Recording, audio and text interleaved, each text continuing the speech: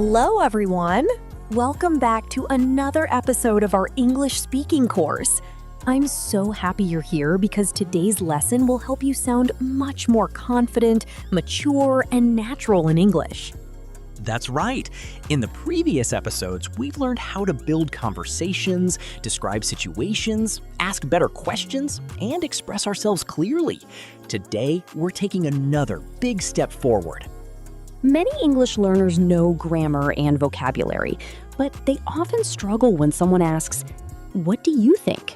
Or, "Do you agree with me?" Exactly. Some learners simply answer yes or no. Native speakers usually give a reason, explain their opinion, and sometimes even disagree politely without sounding rude. Today, we'll learn exactly how to do that. By the end of this episode, you'll be able to express your opinions confidently, agree and disagree naturally, sound more fluent during discussions, speak like someone who uses English every day. Let's begin. Suppose someone asks, "What do you think about online learning?" Instead of saying, "It's good," try saying, "In my opinion, online learning offers much greater flexibility because students can study at their own pace." Notice how much richer that sounds.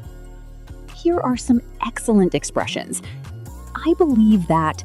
I personally think. As far as I'm concerned, from my perspective.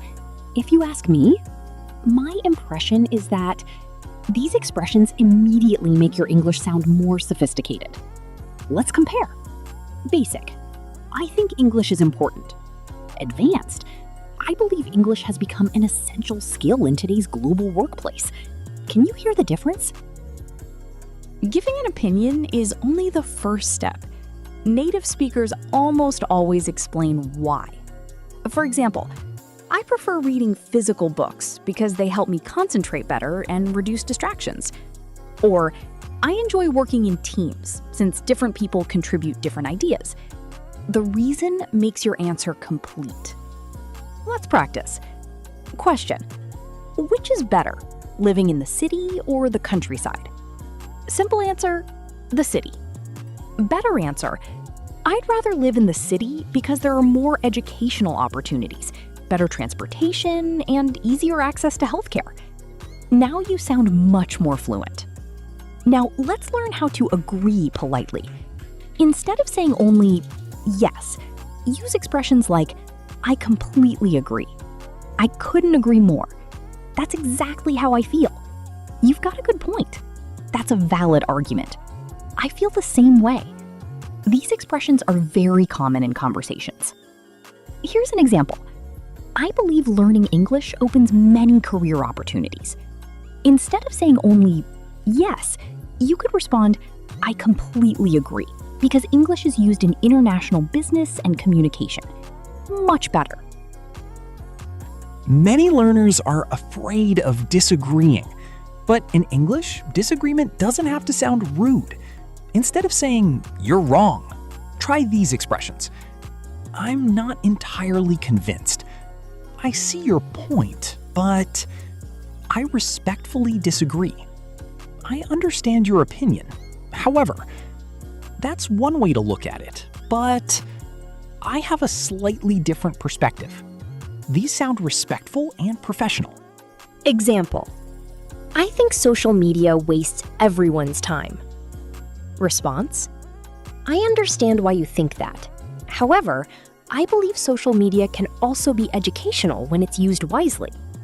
That's polite, balanced, and natural. Do you think university education is necessary for everyone? Personally, I don't think it's essential for every individual. While higher education provides valuable knowledge, practical skills and experience can sometimes be equally important. That's an interesting point. I partly agree with you because many successful entrepreneurs didn't complete university. However, certain professions definitely require formal education. Absolutely. Becoming a doctor, engineer, or lawyer requires specialized academic training. So perhaps the better conclusion is that education should match a person's career goals rather than following the same path for everyone. I couldn't agree more. Instead of always saying good, use excellent, outstanding, remarkable, impressive, exceptional. Instead of saying bad, use disappointing, unacceptable, inefficient, inconvenient, counterproductive. These words instantly improve your English. Sometimes you're completely sure about something. Use expressions like, I'm absolutely certain. Without a doubt, I'm convinced that. There is no question that. It's obvious that. Example: I'm convinced that practicing every day is the fastest way to improve speaking skills. That sounds much stronger than, I think practicing helps. Sometimes you're not completely sure. Use, I'm not entirely sure. It depends. It's difficult to say. I'm still considering both options. I haven't made up my mind yet. These expressions make your English sound thoughtful and realistic instead of forcing an answer. Should companies allow employees to work from home permanently? That's an interesting question. Personally, I think hybrid working is the best option because it combines flexibility with face-to-face collaboration. I agree to some extent. Working from home saves time and reduces commuting stress. However, teamwork often becomes easier when colleagues meet in person. Exactly. Productivity depends on the type of work being done, rather than having one universal solution. That's a balanced opinion, and balance is something native speakers often use during discussions. Welcome back! In this part, we're going to move beyond simple opinions and learn how to express more complex ideas. This is one of the biggest differences between intermediate and advanced English speakers. Exactly. Advanced speakers don't just answer questions. They compare ideas, consider different perspectives, and explain the advantages and disadvantages before reaching a conclusion. For example, imagine someone asks, should schools replace textbooks with digital devices? A basic answer might be yes, because they're easier. But an advanced answer could be, although digital devices provide instant access to information and reduce the need for printed materials, traditional textbooks are often less distracting and don't depend on batteries or internet access. Notice how both sides of the argument were presented before giving an opinion. That's a skill you should practice.